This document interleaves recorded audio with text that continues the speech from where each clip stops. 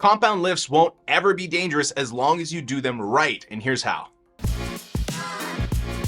Welcome back, Weight Warriors. I'm Mike. I'm a fat guy trying to not be fat anymore by making lifestyle changes. So first things first, let's define what compound lifts are. These exercises involve multiple muscle groups and joints working together in a coordinated manner. Now, they're different from isolation exercises that mostly target a specific muscle group at a time. Compound lifts are like these superheroes of weightlifting, engaging multiple muscle groups all at once for maximum impact of the exercise. Some of the lifts that you've probably heard of are things like the squat, the bench press, the deadlift.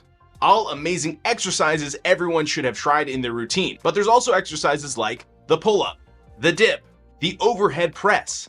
As you can see, these exercises use multiple muscle groups and joints, unlike an isolation exercise. And when I'm talking about isolation exercises, I'm talking about things like bicep curls, lateral raises, and tricep pull downs. These exercises essentially target one muscle group or one joint at a time. Now let's talk about why compound lifts deserve a place in your workout routine. First off, they recruit more muscles, meaning increased muscle growth and functional strength. They also stimulate your metabolism, adding to your fat burning capacity. Plus, compound lifts are really time efficient since they work multiple muscle groups at once, so it's like getting a full body workout in a fraction of the time. Of course, safety is a top priority when it comes to weightlifting. I encourage you to do 3 things when it comes to learning and practicing proper form and technique when it comes to these compound lifts. Number 1, take time to educate yourself about each of these lifts. Now, you're already watching this video, so you're trying to educate yourself when it comes to compound lifts, which is good, but I would try to even get deeper to some of the more specialized YouTube channels that talk about each of the lifts and how you should be moving and how your form should be. All of that, there's really good content out there that I'm not doing right now. The second thing you can do is seek guidance from an experienced trainer, someone who can actually give you that feedback on the spot in person of how your form is doing and how you can learn to master your technique even better to make sure you're doing the compound lift properly. And number 3 is focus on mastering the correct execution of each exercise. Don't force it. There's actually a learning curve here, and you don't want to put yourself in a position to actually get hurt. Even I personally have a personal trainer that I work with, and he coaches me and tells me if I'm doing it right or wrong, or, bend your back, straighten your back a little bit more, put your head up, relax your neck, things like that.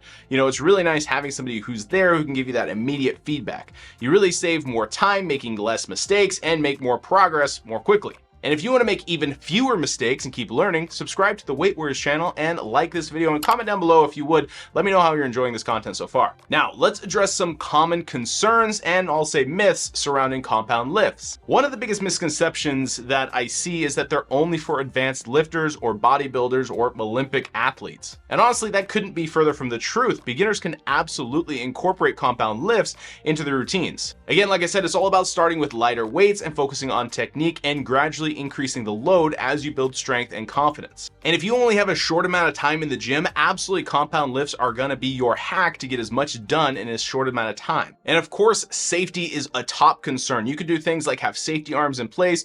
You could do like squats in a cage. Some of these things do take a little bit of time to set up, but it really helps having that peace of mind that is pretty priceless when you're actually down in a squat trying to think if you're going to drop the weight or not. Also, if you're just starting out with compound lifts, having an experienced spotter by your side is very important. A spotter is someone who stands nearby while you are performing these exercises, like again, the squat or bench press. They provide crucial support and assistance, especially during those challenging sets. So again, having a spotter is great, but I'm going to go back to what's even better is having a personal trainer who can help boost your confidence and more importantly, again, help you feel more secure as you learn the correct form and technique with each of these compound lifts, except for the deadlift. You probably don't need a spotter for that one. But personal trainers are great because again, this valuable guidance that they provide and correcting any issues that come up really help ensure that you perform each of the exercises safely and effectively. And again, I can't stress enough that technique is so important, especially if you're just starting out, to really establish really how you do these movements. You need technique first before you start to progress in weight on these compound lifts. Now, if you don't have access to an experienced spotter or a personal trainer or the proper safety equipment,